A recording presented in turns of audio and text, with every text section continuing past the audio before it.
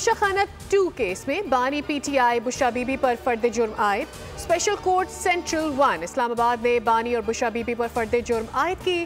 Case की इब्तदाई तहकीकात नैब ने की थी। थाना शादमान जलाओ घिराव केस के जेल ट्रायल में शाह महमूद कुरैशी, डॉक्टर यास्मीन राशिद समेत दीगर मुल्जिमान पर भी फर्द जुर्म आयद। मुल्जिमान का सेहत जुर्म से इनकार। इंसदाद दहशतगर्दी अदालत लाहौर ने आइंदा समाअत पर गवाहों को तलब कर लिया। समाअत 23 दिसंबर तक मुलतवी।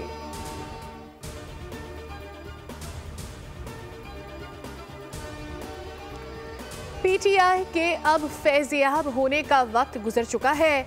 अब ये किसी नाजायज़ तरीके से फैज़ याब नहीं हो सकते। इन लोगों ने जो 9 मई को किया वो किसी और सियासी जमात ने नहीं किया।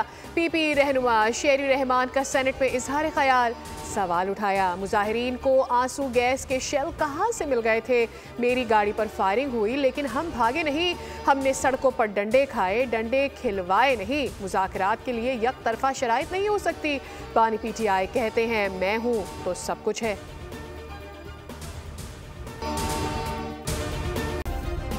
सब्सक्राइब करें और बेल दबाएं ताकि कोई खबर रह न जाए।